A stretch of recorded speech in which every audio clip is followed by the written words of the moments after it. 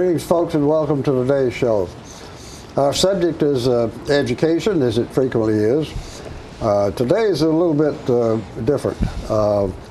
We are all very familiar with the school board and the superintendent, director of schools. They're always in the paper, in the news, and quite a lot has been said in recent years about teachers.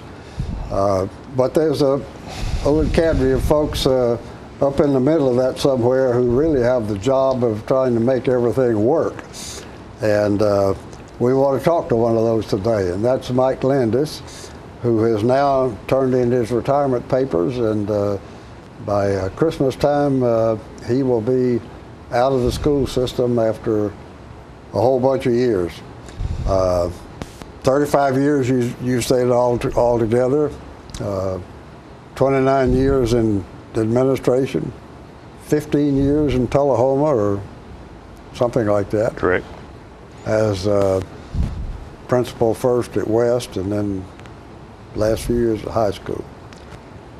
So, and I suspect that you probably could be accused of thinking that you got one of the toughest jobs in town. Is that right?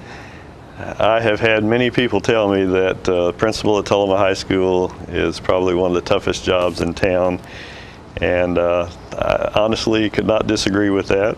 In all due respect to policemen, firemen, surgeons, and bankers, and all the folks that have all kinds of pressure on them, but principal at Tullahoma High School is definitely a very complex, multifaceted job that entails a great deal of time and energy and brain power that perhaps I'm lacking at this point in my life, and it's time to call it quits. Well, at least it's winding down a bit, huh? Yes, sir. Well, what is your is there a little short sentence on what kind of a primary thought as you go out the door, you know what's going to be clicking in the back of your mind? Thank the Lord I'm out of here, or I can't say thank the Lord I'm out of here. I would probably say thank the Lord I've had the opportunity. It is a bit surreal to think about something you have basically given 35 years of your life to doing, and you're going to wake up a week from now one morning and you're no longer doing it. Don't have anywhere to go, huh? Don't have anywhere to go, but I'll find somewhere. But like I said, it's bittersweet in some ways, because you start thinking about the opportunities and the people you worked with, and just the things that you've seen, the changes, and how it just seems like it's gone by just in a blur so quickly. But in other ways, you look back and you think it's been a long time, and I'll confess the daily wear and tear of being a high school principal, it takes its toll on you mentally and physically and emotionally. Yeah. And you just reach a point, and I've always heard people say that you'll just know when it's time, and I just knew when it was time. Okay. Well, it's time for us to take a commercial break, folks, and we'll come back and hear some more from Mike.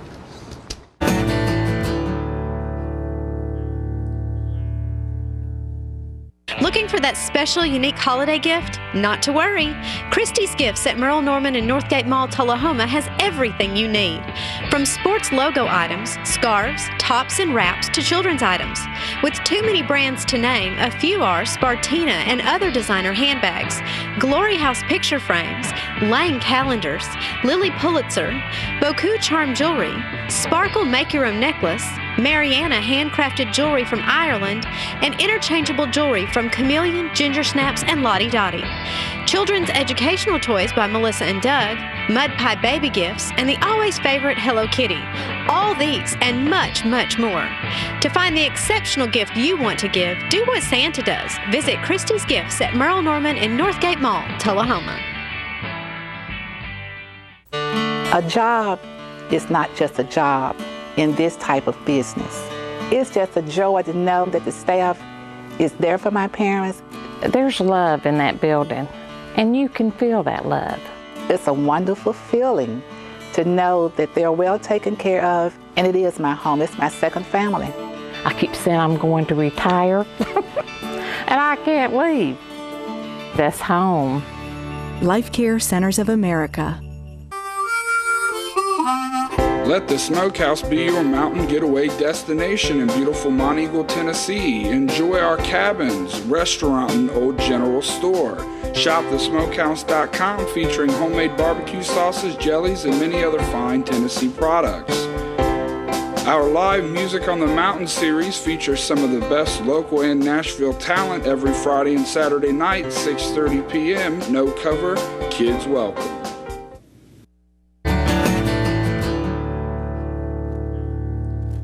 We're talking, folks, today with Mike Landis, who is retiring as principal at Tullahoma High after 35 years in the field, and we want to hear something of his experiences. But let's begin, Mike, if you will, by remind everybody of your background. You know, how did you get here? Well, I grew up in Shelbyville and graduated in Shelbyville Central High School and decided to go to college.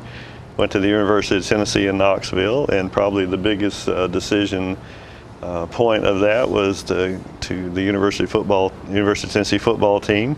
Wanted to go up and watch them play, and I guess went to college while I was there as well.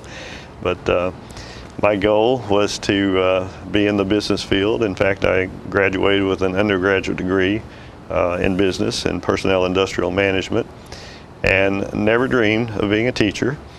Felt like I would just have a career in the work world, and I was married and had a lovely small child, and worked in business for a couple of years, and just found that it wasn't to my liking. It just did not fit, and felt like I had a calling to be a teacher. So basically, just took a leap of faith, quit my job. We had nowhere to live. With a wife and one youngster. And a wife and one youngster, and loaded up everything in a U-Haul trailer and headed to Knoxville to start classes.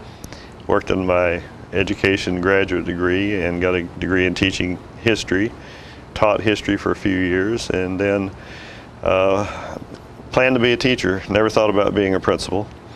And as I look back now, of course, taught only in the classroom for about 6 years and have been in administration for 29 years. So it seems like, as I look back now, everything I've done is probably not what I planned to do. But life is what happens, you know, while you're making other plans. I think I've heard it said. But worked in Bedford County, was an administrator in a couple of schools over there, and was at actually community high school in Unionville. And Dr. Dan Lawson showed up in my office one day with a proposal to come to Tullahoma to be a principal at West Middle School when they were building a new West Middle School. And I had been through a building project there in Bedford County, so had some experience with that. And so he basically talked to me about coming, and I liked the opportunity about coming to Tullahoma City Schools, and I've always liked the community. I've loved the reputation of the school system and wanted to be a part of that.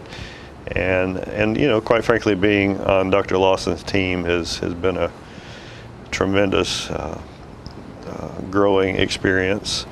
Not to toot my horn or anything, but there was one year that I was actually the Tennessee Department of Education Principal of the Year back in 2001. Very good. Is that at West or at the high school? That was when I was at West, and Dr. Lawson, of course, was very instrumental in that. And at that time was when we great changes in education, and we made some huge changes in West Middle School to implement technology. We take technology for granted in our schools now, but at that time we were just on the ground floor of implementing technology as part of the teaching process in all classrooms. So, you know, other things have happened. Dr. Lawson, again, has been instrumental in, so opportunity to learn and grow as an administrator and as an educator in Tullahoma City Schools, and under his leadership and direction have been, you know, just a real blessing as I look back on that time. And you've been at Tullahoma High how long? Tullahoma High School. This is my 9th year there. Okay. it's been, as you said, Tullahoma High School principal is a very difficult position, and it's been a challenge in many ways. The expectations of the high school principal are just, you just have to experience it to know what that's like. Instructional leader, manager, one minute you can be trying to deal with why the toilet in the boys' restroom not working, and the next minute you can be dealing with drug search in the parking lot with the police, or you can be dealing with some huge educational initiatives. I'm very proud of one program we started during my tenure. We started the Freshman Academy, where we call it High School 101. We found that our freshmen were just struggling with the new curriculum objectives and curriculum requirements for graduation. And the switch out of middle school into yes, sir. The transition from middle school to high school was very difficult. So we basically changed, the way we did business with our freshmen, and that was a challenge in the beginning, because anytime you make a change, you have to work the bugs out of it. Has that worked? It has worked very well. It's worked very well. We're very pleased with what that's doing for our students, and sometimes they feel like they're kind of in a not quite in high school just yet, but there just needs to be that transitional period. And that's worked because tremendous teachers. It's nice to be sitting here as principal talking about all these things, but you win the Principal of the Year award because of great teachers and great kids and a great school. And initiatives like Freshman Academy work because of great teachers and great kids. So the principal is just kind of, waving it on, and the leadership is important. Well, not to discount we that. don't, as far as the public is concerned, we don't hear much out of the principal unless he steps on it somewhere, and gets a little notoriety. But remind the folks, you've got how many teachers and how many students, how many kids, and how many courses? As you say, you got the sizable piece of real estate over there to look after. Sports. We're one of the biggest employers in town. We have, on any given day, 75 or so teachers. That's not counting support staff and cafeteria staff and custodians and office staff. About 1,100 students right now is what we're running, and so lots of folks. And one thing I have learned is, you walk down the hall and you see faces, there's something going on with every face you see. So it's not just a matter of just educating and providing coursework. Although we provide lots of courses, we are still on a block schedule, which gives the opportunity for students to take a greater variety of classes, which is really a good thing. So they can concentrate on the career and technical, or they can take classes in the AP placement classes that just go. What I've always told people is we have private school coursework with public school prices. So a student at Tullahoma High School, if they're willing to put forth the effort and have the educational aptitude to do so, their preparation for the next level of learning, I would put it up against anyone. And again, that goes back to our fabulous teachers. Which I think is very unique, your relationship with Motlow and their chance to take college-level courses for which they get credit on both sides. The dual enrollment coursework, in other words, they take a Motlow class for college credit, and it also counts toward their high school credit, is a tremendous opportunity. And some of the schools around us take advantage of that a bit, whereas they may have 5 or 10 students involved in that. We have well over 100. Okay. And so the number of students that we have now that are taking Motlow dual enrollment classes has just grown exponentially, and it's a great opportunity. It presents a scheduling challenge, and we just have to make it work, because our mantra at Tullahoma High School has always been, every decision we make is what's based on what's best for our kids. So we really feel like we go out of our way to do everything we can to give them the best opportunity, and it's up to them to seize that opportunity.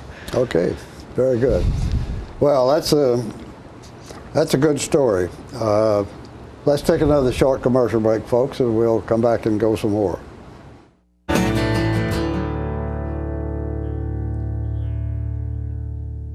Ladies and gentlemen, may I have your attention, please, for the following public service announcement. He's back! The Watkins Man is back, bringing his world-famous Watkins products to 104 East Lauderdale Street in Tullahoma, where Richard and Stephanie Carpenter have opened the area's only Watkins store. Since 1886, Watkins has produced all-natural products, starting with the pain liniment and now including soaps, oils, creams, scrubs, royal jelly, beeswax, supplements dedicated to natural health and pain management, cover total external and internal body care. And don't forget the world-famous spices, extracts, teas, and cooking ingredients. With too many products to list, know that all Watkins products are 100% natural, using the highest quality ingredients obtainable. Always remember, with Watkins, when you buy the best, you use less. A salute to the never wasters, the coupon clippers, switch flippers, one last drop of milk drippers, the thoughtfully thrifty, and the just plain cheap.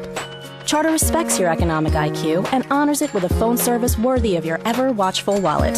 Charter Phone, just $19.99 a month, for real monthly savings for fabulously frugal folks like you. Switch to Charter Phone and get unlimited local and long distance and 13 calling features with no extra fees like the phone company charges you. I'm meteorologist Leland Statham from the News Channel 5 Weather Center. Look to Jim Fuller and crew for local news night here on Channel 6. We're talking today, folks, with Mike Landis, who is, as I've said, is hanging it up this fall before Christmas as the principal at Tullahoma High, and after 35 years in the education business. So, Mike, you mentioned a couple of things before the break, but tell us a little bit more about the kind of a culture you've tried to create at the high school and what you expect from your teachers and things like that. The culture at the high school has been pretty much the culture that, the basics of the culture that I believe are important everywhere where I've been an administrator. And again, the kids come first. Our students know, and we even have banners in the hall that say this, that they're the greatest students in the world. And I don't know how you measure that, but that's good. That's a good question. How do you measure that? Someone said something to me about that one time. Do you really believe that we have the greatest students in the world, and what do you base that on? And I base that on a belief that they are the greatest students in the world, and they prove us right all the time when you see the things that they do academically. When you go to theatrical productions, when you see that band out on the field, when you hear those singers sing, when you see the students doing any number of things and you put all that together, how in the world could you think that they would not be the greatest students in the world? But it also gives them the understanding that that's our belief in them, and they work hard to live up to that. And like I said, someone, questioned me about that one time, and I said, well, would you rather us put banners up that say we've got, pretty good students and, they're okay, or they do the best they can, they get by? No. Our belief is, they're the greatest, and we work towar's that.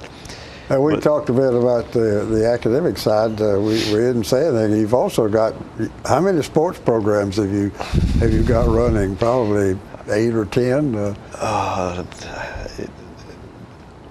10 would be a minimum. Yeah. Honestly, if I had to stop and count them, it would take me a few minutes to put them all together. Yeah, but we have down to it, including the wrestling match. Yeah. That's right.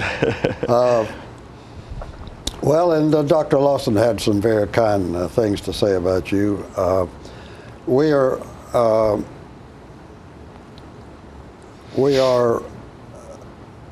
sort of torn, and I think there's a lot of transition going on in society to recognize that that everybody shouldn't go to college, and that even those who don't have good fields that they can go into, and those fields are getting more complicated and more technical. So there's a lot of education in the vocational side that's changing rather rapidly. And how do you deal with that, and how do you balance that between the academic and the vocational? Well, that's a good question. The balance, I think, is the word that you hit on that is difficult. The world is just changing. The world is changing exponentially. Information, technology, students, the way they communicate now compared to 5 or 10 years ago is just completely different. And making education change to where it fits the way they think, the way they communicate. I tell our teachers we are preparing our students for jobs that haven't been invented yet. And that's difficult to devise a curriculum, because curriculum historically is something that came out of the progressive era many years ago, and it's just been kind of tweaked here and there as you go along. And you have to just all but be willing to break the mold in what you're doing. And when you're trying to do that under the boundaries of the State Department and State Board of Education and legislative initiatives, things coming out of Washington, I think the challenge there becomes they all have noble goals in what they're trying to accomplish, such as everybody is prepared to go to college. Everybody's not going to college, but maybe everybody does need to be prepared to go to college. And all of the requirements that you're seeing coming down the pike, but it seems like they don't really connect. And the ink is not dry on one thing before they're on to the next thing, and then the next thing. And I think that becomes very difficult for teachers and students alike. I wanted to ask you specifically to comment on that. Yeah, there's been, especially in the, well, I may not have it correctly, but I recall that in the Bush administration, the No Child Left Behind seems to me to have started a series of changes that have never stopped since then, and that was probably it really can even go back to the Reagan era, when A Nation at Risk was a position paper that basically came out that said our schools are falling behind and something needs to be done. So that kind of set off a chain of events, and which is fine, because we always want to improve. Every day we want our school to be better. We never want to be satisfied today with what it can be tomorrow, but that evolved into No Child Left Behind, which evolved into something else, and then the high school diploma project came along, which increased credit requirements, and it can be a bit overwhelming. And philosophically, you talked about how we try to be successful. I've always had the belief that if you keep things as simple as possible, you can be more successful. So you're trying to keep things simple in a very complex dynamics of the way we're operating. So trying to meet the requirements and needs of all those things, and bless their hearts, students are just tested and retested.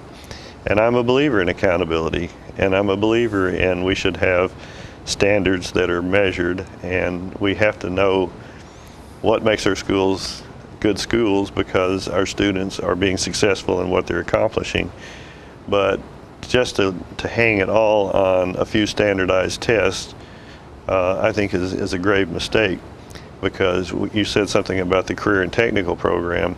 We have students that are incredibly talented, and the field of mechatronics and some of those technically the technical expertise programs. My goodness, if I have a student that knows how to change the brakes on my car, I want them to be the best student that they can be, because I don't want my brakes to fall off when I'm going down a hill. So for me to say that they should be well versed in Algebra 2 and the higher level math, perhaps, but we have students with all kinds of talents, and I have a fear of us just having one measure of standard of what makes them successful, when they can be successful in so many ways that don't show up on some of those tests. You need to develop those talents where they are, yes, instead sir. of arbitrarily trying to put everybody in the same pot. So we're almost in a position of trying to do that for kids in spite of some of the other initiatives rather than because of. Well, unfortunately, we're about to run out of time. I thought I would ask you, what, going out the door, what are the 2 or 3 sentences of advice that you give your successor? Well, I have said a short memory, meaning you're going to deal with a lot of things and folks that are not always happy, and you just have to, as the Bible says, don't let the sun go down on your anger, and you just let that go. And I think keeping a positive attitude. The leader of any organization has to set the tone of, we can do this, whatever the obstacles are, we can overcome them if we all just work together and stay positive. And I know in dealing with kids, it's tough being a teenage kid these days, and they get beat up a little bit. I'm not talking about physically, but just the way things are, and it's difficult. And they need to hear the positive from us. They need to hear from us a belief in them and what they can do. So when we hire teachers, we look for teachers that have great expertise in teaching, but we also hire people that have a belief in kids and put kids first. And I think if you maintain that and you're consistent with that, then you'll have a successful school. You won't always get it right. There'll be good days and there'll be bad days. And as principal, there'll be days you just feel like you'd be better off selling fruit in a stand on the side of the road. But you still are going to be successful if you stay focused on what it's about, and it's about helping kids be successful. We've got to take a very short break here, folks, and wind up. We've run out of time.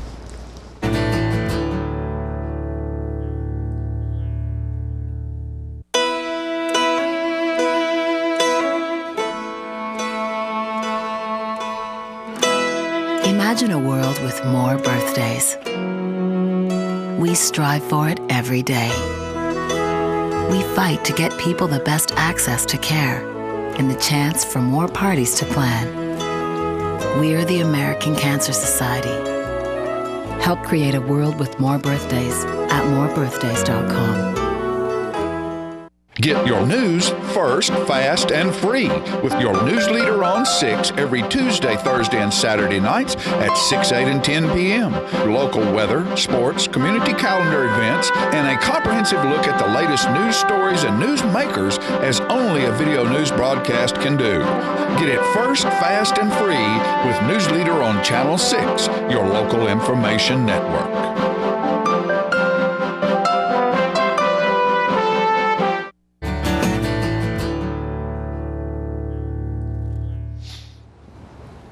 We've been talking today, folks, with Mike Landis, who is retiring after 35 years in the education field.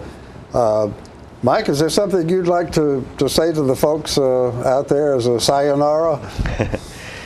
Well, Tom, I'd just like to thank not only the school board and the city of Tullahoma, but the entire community of Tullahoma for the opportunity to be a part of the Tullahoma community for 15 years as a school administrator and working at Tullahoma High School. Thank you for the support and the pride that you give our school, and even though I'm not there, I expect that will continue and grow even greater in the future.